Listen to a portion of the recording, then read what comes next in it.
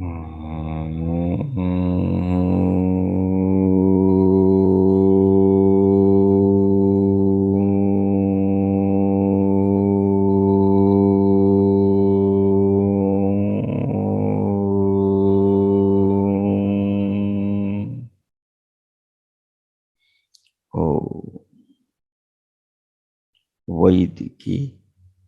अमृत ध्यान साधना प्रभात सत्संग में आप सभी साधक साधिकाओं का, उपासक उपासिकाओं का हार्दिक स्वागत है। आइए पूर्व की भांति आज की ब्रह्म वेला में, आज के ब्रह्म मुहूर्त में पुनः हम उन महान प्रभु पार ब्रह्म परमेश्वर सच्चिदानंद स्वरूप भगवान के महान उपकारों को, उनकी महान महिमा को, उनकी नाना कृपाओं को अपने जीवन में और इस विशाल जगत में नाना रूपों में देखने का प्रयास करें। संसार में और अपने शरीर में उन भगवान की कृपाओं को देखते हुए, अनुभव महसूस करते हुए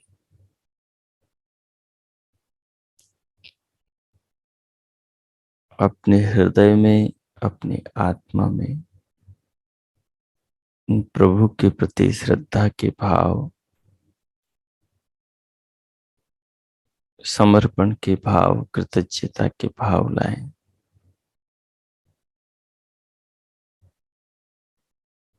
और स्वयं को भगवान के इस महान ज्ञान से प्रभावित करें। प्रभावित हुआ आत्मा, अंतकरण, मन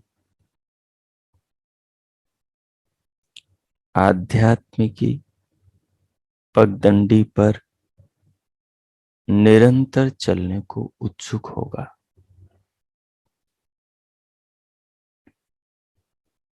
उसके लिए कोई भी अनुकूल आसन लगाएं जिसमें स्थिर होकर सुखपूर्वक ध्यान पर्यंत आप बैठ सकें।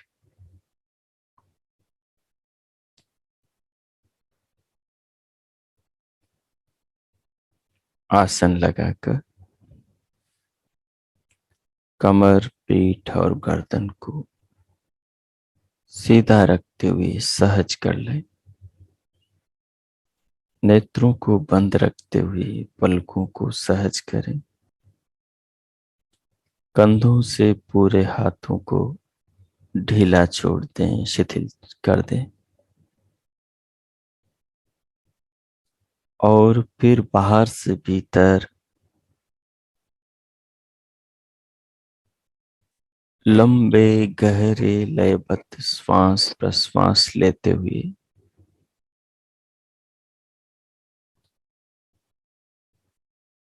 दोनों नासापुट्टों पर मन को लगा दें। मन को दोनों नथुनों के भीतर की झिल्ली पर, त्वचा पर फैला दें और बाहर से भीतर आती श्वास को, प्राणों को धीरे धीरे लेते हुए अनुभव करें। श्वास में बहुत शक्तियां हैं, जीवनी शक्तियां हैं। ये कोरी हवा नहीं है। इसमें जल तत्व भी है, इसमें अग्नि तत्व भी है।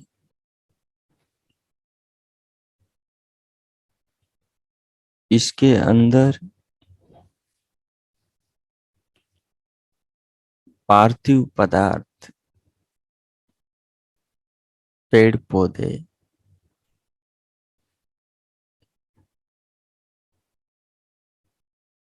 इनके फूलों से, इनके फलों से,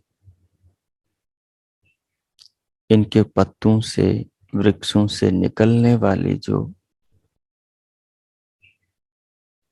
सुगंध है, गंध है, वो भी, उसके भी कण हवा के साथ मिलकर नासापुटों से सीधे हमारे शरीर में जाते हैं। हमारे फुसफुसों से होकर वो आगे रस रक्त में मिलते हैं, पूरे शरीर के अंग अंग में समा जाते हैं और पूरी देह को जीवन देते हैं। तो श्वास केवल हवा नहीं है, श्वास के अंदर कई शक्तियां चली आ रही हैं। जिन पेड़ पौधों, औषधि वनस्पतियों की शक्तियां, उनके सूक्ष्म कण हवा के साथ भीतर आ रहे हैं, उन कणों को चंद्रमा ने अपनी कलाओं से पुष्ट किया है। उन कणों को भुवन भास्कर सूर्य देव ने अपनी रश्मियों से पाक बनाया है, पकाया है। उन कणों को वायुमंडल में नाना शक्तियों के द्वारा जीवन उपयोगी बनाया गया है। उन कणों के साथ में जल तत्व अपने सूक्ष्म रूप में है, उन कणों के साथ में अग्नि तत्व अपने सूक्ष्म रूप में है।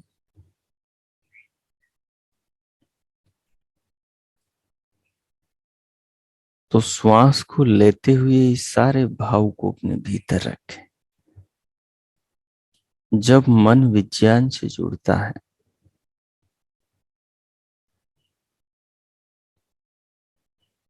तो एकाग्रता बढ़ती है।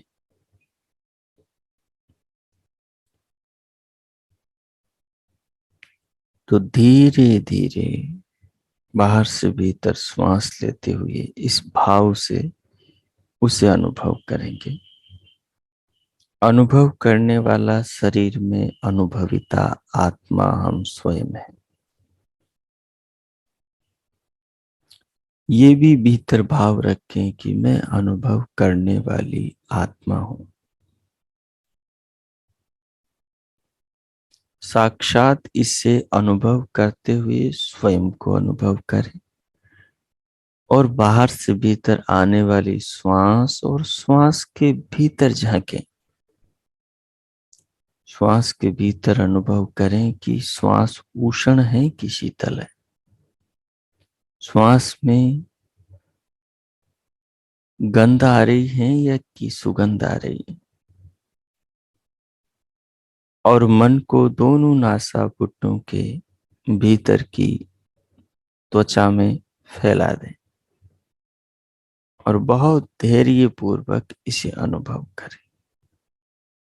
फिर जब आपको दिव्यनाद स्वतः सुनाई देने लगेगा तो उसको भी सुने। अब 2-3 मिनट तक केवल यही प्रयोग करेंगे। जब श्वास भर जाए तो धीरे धीरे उसे निकाल दें, फिर से नई श्वास लें और 2-3 मिनट तक इसे ही करें। इसे करते हुए श्वास के साथ शरीर को अनुभव करें। भीतर जो सुख मिलेगा, सुख उत्पन्न होगा, उस सुखानुभूति को आनंद पूर्वक ग्रहण करें। कीजिए। ओ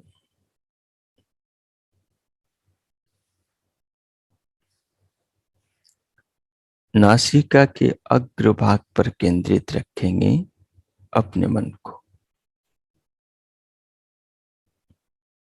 और भीतर पूरे नथुनों में जो वायु स्पर्श करती हुई जाएगी भीतर, उसे अनुभव करेंगे। ओ कीजिए।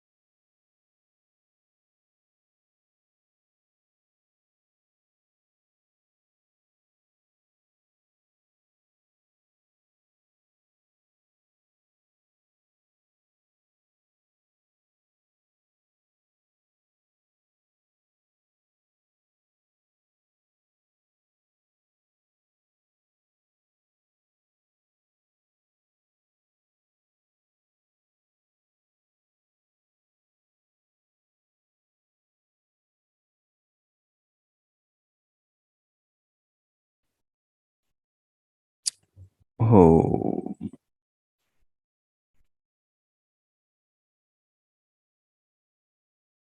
इस प्रकार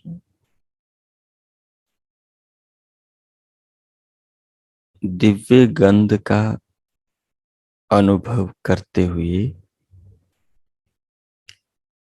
अब इसी के साथ साथ दिव्य प्रकाश का अनुभव करें। उसके लिए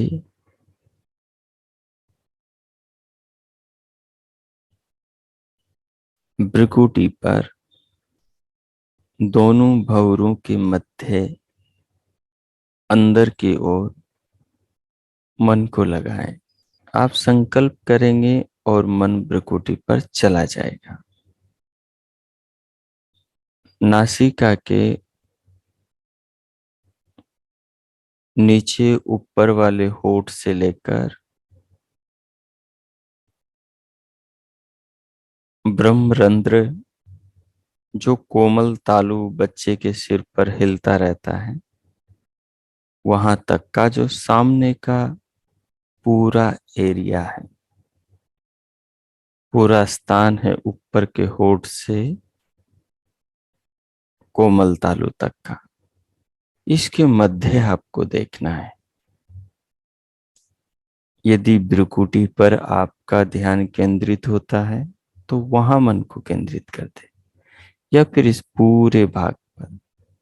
लेकिन भ्रुकुटी पर जो करना चाहते हैं मन को केंद्रित, तो वो मांसपेशियों में खिंचाव पैदा न करे। भ्रुकुटी पर मांसपेशियों में यदि आप खिंचाव बिचाव पैदा करेंगे मानसिक रूप से, तो वहां दर्द प्रारंभ होगा। और ये दर्द किसी साधना का प्रतीक नहीं है, वो मांसपेशियों पर दबाव डालने के कारण से तनाव के कारण पैदा होता है। इसलिए वैसा नहीं करेंगे, एकदम सहज, शांत, प्रसन्न और आनंदित रहते हुए प्रयोग करेंगे। तो भ्रुकुटी पर भीतर से मन को लगाएं। श्वास को धीरे धीरे लेते हुए लेकर रोकें, या लेकर थोड़ा रोककर फिर निकाल दें। जैसा अनुकूल हो वैसा करें।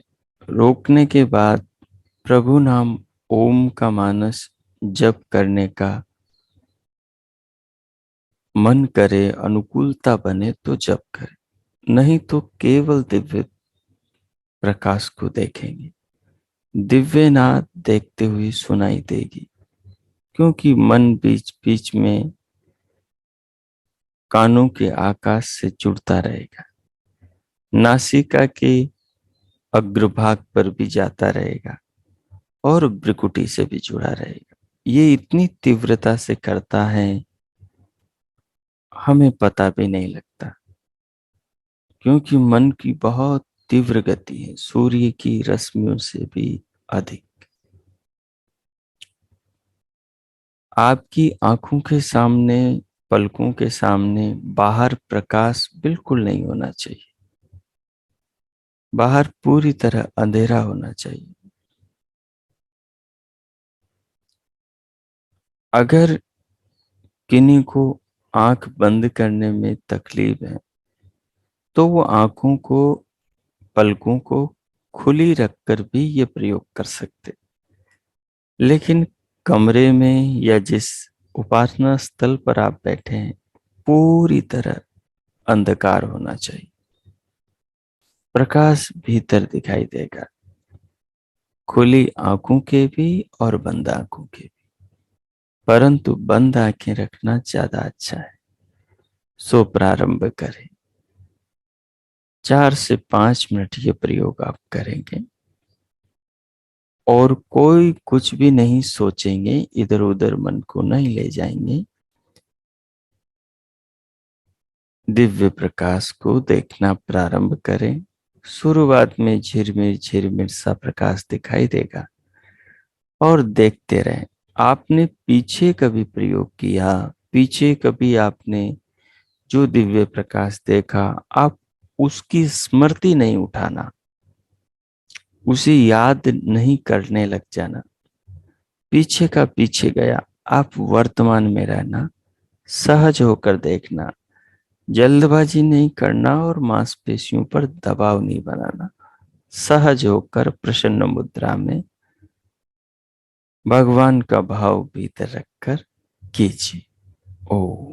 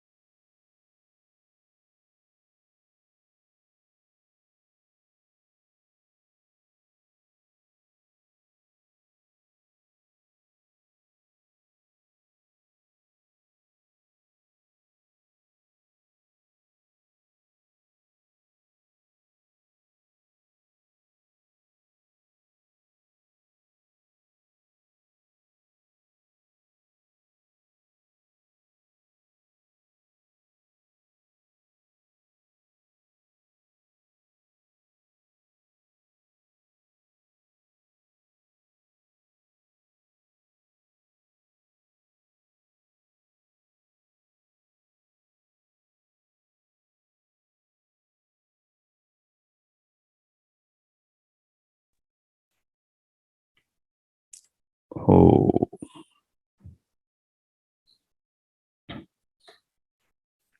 इस प्रकार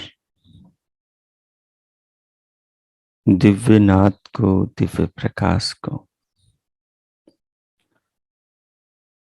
और दिव्य गंध को, इन तीनों प्रयोगों को करते हुए जो आपने अनुभव किया है,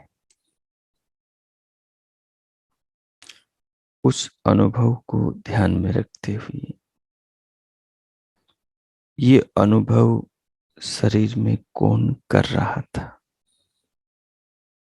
ये तो हम जानते हैं कि मैं ही कर रहा था, परंतु इस बिंदु पर सोचते हुए, विचार करते हुए स्वयं को समझें। तीनों का आपने अनुभव किया है। जब भी कोई समझ में ना आए तो तत्काल फिर अनुभव करके देखें। थोड़ा दिव्यनाथ का अनुभव करेंगे, उन्हीं क्षणों में समझने का प्रयास करेंगे कि ये दिव्यनाथ को शरीर के अंदर जान कौन रहा है। दिव्य गंध को शरीर में जान कौन रहा है। थोड़ा सा बाहर से श्वास लेते हुए नासापुटों पर मन को नासिका के अग्रभाग पर लगाकर अनुभव करेंगे। दिव्य प्रकाश को भ्रुकुटी में मन को लगाकर अनुभव करेंगे कि इसे भीतर कौन आंखों से देख रहा है, अंतर चक्षुओं से। तो प्रश्न उठाकर उसके प्रश्न के उत्तर को अपने भीतर खोजें। तो ये जो अनुभूति से बात समझ में आती है, ये संतुष्ट करने वाली होती है। ये संदेह, संशय का निवारण करने वाली होती है। तो अब मैं फिर से मौन होता हूं और 2-3 मिनट आप इस प्रयोग को फिर करें, इस चिंतन के साथ वो कीजिए।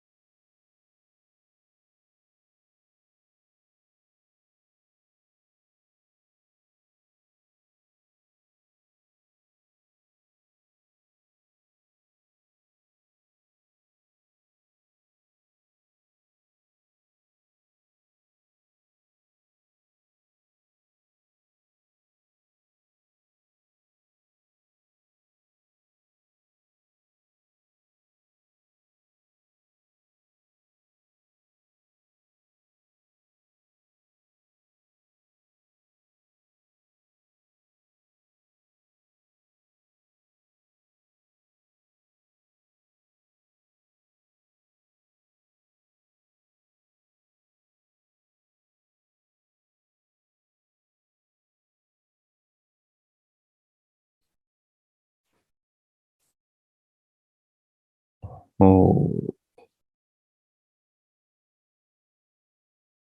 ओ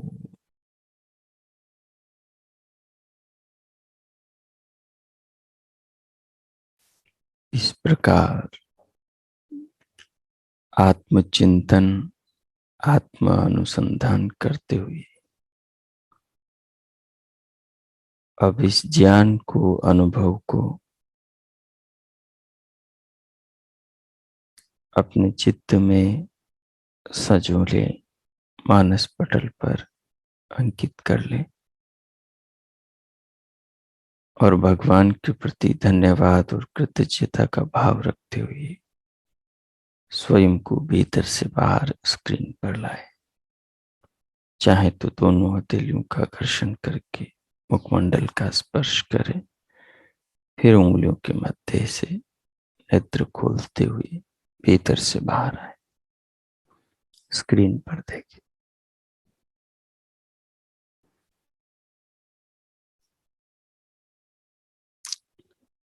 श्वेताश्वतर उपनिषद में कल हमने द्वितीय अध्याय के चौथे श्लोक का, जो कि वेद मंत्र से हूबहू मिलता है, तो वेद मंत्र का पहला और दूसरा अर्थ पढ़ा था। आज हम इसका तीसरे अर्थ से प्रारंभ करेंगे। सो देखिए, मंत्र था युञ्जते मनः उत युञ्जते धियो विप्रा विप्रस्य बृहतो विपश्चितः विहोत्रा दधे वयूना विदेक महिदेवस्य सवितुः परिष्टुतिः।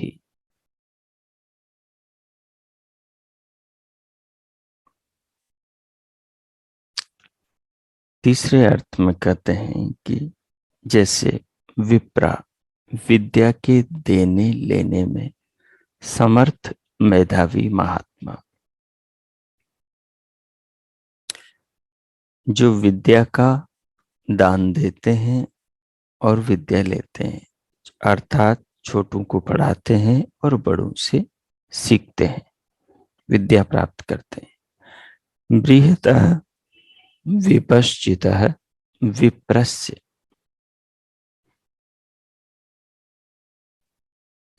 अपने से अधिक श्रेष्ठ योगियों और विद्वानों के सत्संग से युञ्जते लाभ उठाते हैं। इस कार्य में वे मना उतः धीये युञ्जते, अपने मन और बुद्धि को भी लगाते हैं समझने में और समझाने में। विहोत्र आदत, नाना प्रकार के यज्ञों, शुभ कर्मों आदि प्रयासों को भी करते रहते हैं। वयुना वित एक एव, तत्व ज्ञान को प्राप्त करके अकेले अकेले ही रहना, निसंग केवल अर्थात केवल होना ही उचित है। केवल होने का मतलब मन के अंदर तूफान न हो। आप भीड़ में हो चाहे अकेले बैठे हो, अकेले आप बाहर से नहीं भीतर से भी होगे। जब आप शांत रहेंगे, केवल आपके भीतर अपना चयनित विषय ही चलेगा, तो चाहे बाहर भीड़ घूमती रहे, आप अपने विषय पर ही केंद्रित रहेंगे।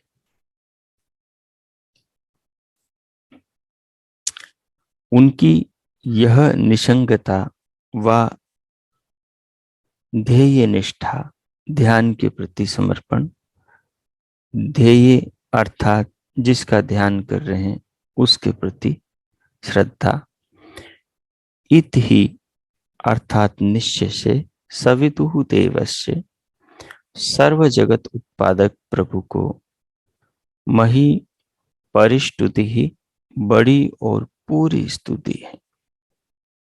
ये उस महान प्रभु की बड़ी और पूरी स्तुति है। उनका तो सारा जीवन ही यज्ञ रूप और स्तुति रूप है। किनका? परमात्मा का।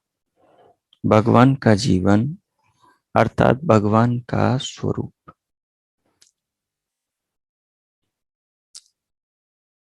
यज्ञ रूप है, क्योंकि समस्त प्राणियों को विश्व यज्ञ को करते हुए ही परमात्मा जीवन दे रहे हैं।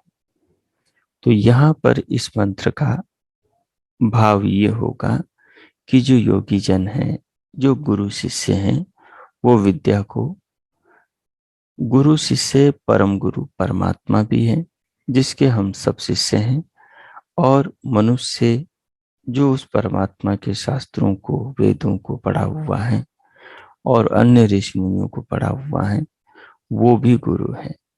तो जहाँ जिस प्रकरण में आप ध्यान करेंगे तो वहां उस प्रकार का अर्थ लेंगे।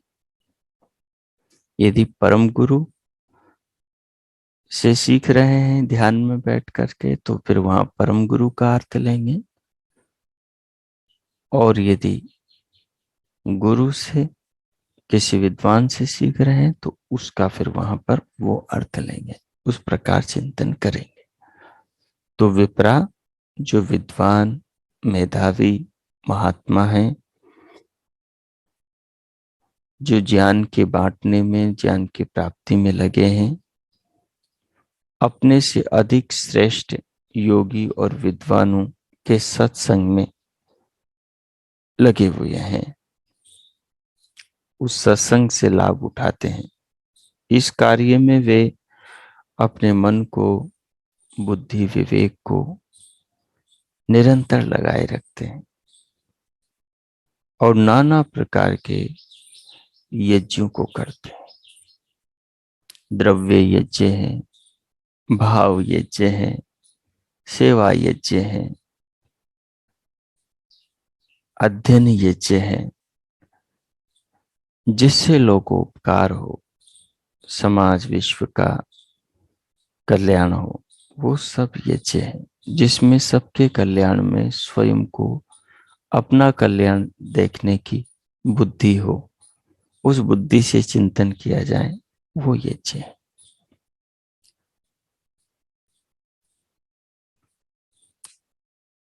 तो ऐसे यज्ञ जैसे शुभ कर्मों को, प्रयासों को भी करते हैं। कौन करते हैं? जो पढ़ते पढ़ाते हैं, सुनते सुनाते हैं, सत्संग करते हैं, सत्संग में जाते हैं, सत्संग सुनते हैं और बुद्धि पूर्वक मन लगाकर सत्संग की बातों को, जो पढ़ा है उसको जीवन में जीते हैं। क्योंकि सत्संग में और शास्त्रों में वही कहा है जो यज्ञ है, जिससे लोक का कल्याण हो और उसी कल्याण में स्वयं का कल्याण निहित हो। तो उन कर्मों को, जो प्रयासों को निरंतर करते रहते हैं और तत्व ज्ञान को प्राप्त करके, इन कर्मों को करते हुए तत्व ज्ञान को प्राप्त करके स्वयं में रहते हैं, केवल रहते हैं, आत्मचिंतन में लगे रहते हैं, इधर उधर के विचारों में और दुनिया में नहीं रहते हैं, अपने आप को साधने में लगे रहते हैं। उनकी यह निसंगता, यानी दूसरों से, संसार से, अनावश्यक विचार से स्वयं को एकांगी रखने की जो प्रतिभा है, ये जो निसंगता है, अथवा ध्येय के प्रति जो समर्पण है, ईश्वर के प्रति जो निष्ठा है, ये निष्ठा ही उस जगत उत्पादक प्रभु की बड़ी और पूरी स्तुति है कि भगवान के प्रति निष्ठा, समर्पण, श्रद्धा अपने मन में बनी रहे और दुनिया से हम निसंग रहे। चीजें बाहर तो हमसे सब जुड़ी हुई है, लेकिन भीतर से हम किसी के संपर्क में नहीं है। भीतर से हम विचार से, मन से किसी से जुड़े नहीं है, किसी में दबे नहीं है। कोई वस्तु हमें खींचती नहीं, आकर्षित नहीं करती, हम अपने आप में इस निसंगता में जो डूबा हुआ है, और जो जो सत्संग में सुना, शास्त्रों में पढ़ा, उस चीज को निरंतर जीवन में जो व्यक्ति कर रहा है, वेद में जो सुना है, ऋषियों के ग्रंथों में जो पढ़ा है, गुरु से जो सुना है, सत्संग में जो सीखा है, उसको जो जीवन में निरंतर कर रहा है और अपने ध्येय में पूरी तरह निष्ठावान समर्पित है, तो ये सविता देव परमेश्वर की, जगत सर्व जगत उत्पादक प्रभु की बड़ी और पूरी स्तुति है। जो इस प्रकार जीवन जी रहा है, तो उसका ये जीवन ही पूरी स्तुति है। मतलब यही उत्तम जीवन शैली है, वैदिक जीवन शैली। उनका तो सारा जीवन ही यज्ञ रूप और स्तुति रूप हो जाता है। उनका सारा जीवन ही यज्ञ रूप हो जाता है, क्योंकि उनका जीवन ही लोक कल्याणमय हो जाता है। और स्तुति रूप यानी भगवान का गुणगान करते करते उनका अपना जीवन भी स्तुति रूप हो जाता है। इसको ऐसे समझें आप कि जैसे आपने भगवान के एक गुण को लिया कि प्रभु सत्य बोलते हैं। सत्य ही उपदेश ऋषियों के हृदय में वेदों के करते हैं। वेद में सब सत्य ही लिखा है, तो सत्यवादी ईश्वर हो गए। तो उस सत्यवादी ईश्वर का चिंतन करते करते चिंतन करने वाला भी सत्यवादी हो गया। तो उसी भाव को कह रहे हैं कि उनका तो सारा जीवन ही स्तुति रूप हो जाता है, स्तुति स्वरूप हो जाता है कि हे प्रभु, आप सत्य स्वरूप हैं। तो इसकी साधना करते करते वो जो साधक हैं, ध्याता हैं, वो भी अपने ध्येय के यानी सत्य रूप प्रभु के अनुरूप जीवन वाला हो गया। तो ये उसका जीवन स्तुति रूप है। ऐसे ही प्रभु न्यायकारी हैं, तो उसके न्यायकारी स्वरूप का चिंतन करते करते स्वयं भी न्यायकारी हो गया। तो ये उसकी न्यायकारी स्तुति स्वरूप हो जाना है। ऐसे ही बाकी बाकी चीजों को आप जोड़ लेंगे। प्रभु झूठ नहीं बोलते, प्रभु कभी हिंसा नहीं करते। मनुष्यों को जो दुख मिलते हैं उनके अपने कर्मों के कारण मिलते हैं। वो कर्म करके हिंसा को खुद चुनते हैं। प्रभु किसी को दुख नहीं देते, वो तो सदैव सुखी और जीवन ही देते। तो इस प्रकार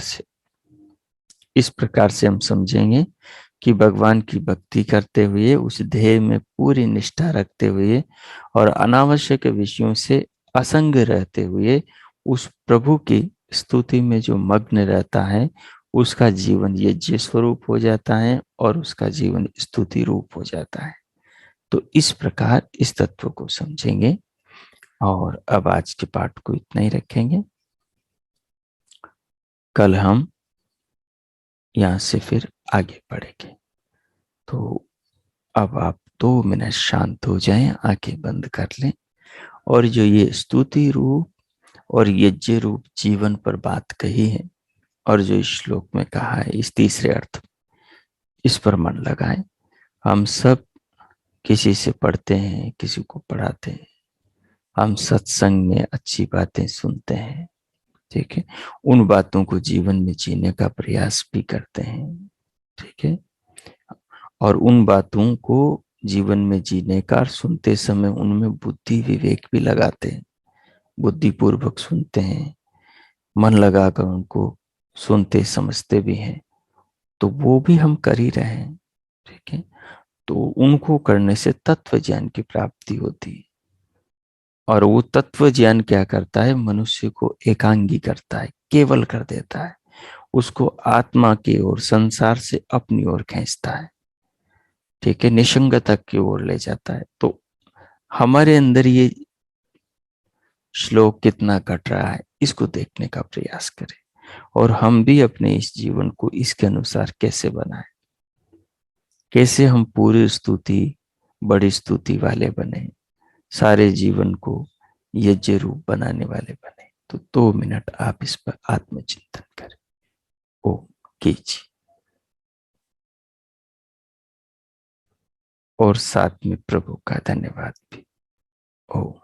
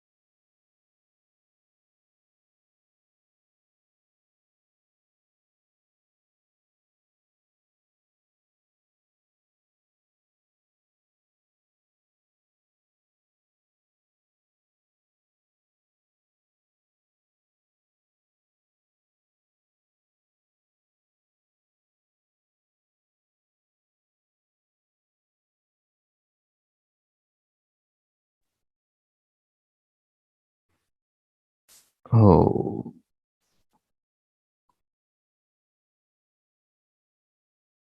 इस प्रकार आत्मचिंतन करते हुए मंत्र के भाव को, उसके सारांश को आत्मसात करते हुए, समझते हुए, जीवन से जोड़कर जीवन में अनुभव करते हुए अब भगवान का धन्यवाद करें। प्रभु जीवन के दाता हैं, जगत के निर्माता हैं, शरीर के हर पल पालन करता है, अपनी ही आंखों को देकर हम आत्माओं को अपने बनाए संसार को दिखाने वाले हैं। अपने पांवों पर हमें चलाने वाले हैं, अपने हाथों से हमारे मनोरथ सिद्ध करने वाले हैं। अपना बनाया शरीर हम आत्माओं को देकर हमारे मनोरथ और हमारे जीवन लक्ष्य को प्राप्त कराने वाले हैं। वे जीवन के परम आधार हैं। वे सबसे बड़े हमारे उपकारक हैं। उनका हम धन्यवाद करें, उनके प्रति कृतज्ञता के भाव से स्वयं को भरें। सर्वभाव भगवान के प्रति श्रद्धावान होकर स्वयं को अपनी आत्मा को परमात्मा के साथ जोड़कर उनका धन्यवाद करते हुए अब हम शांति पाठ करें। ओम। ओम शांति शांति शांति। ओम। ओम। सभी को नमस्ते। सभी का आज का दिन शुभ हो, मंगलमय हो। सबके लिए प्रभु से बहुत बहुत मंगल कामनाएं, बहुत शुभकामनाएं। इति ओम।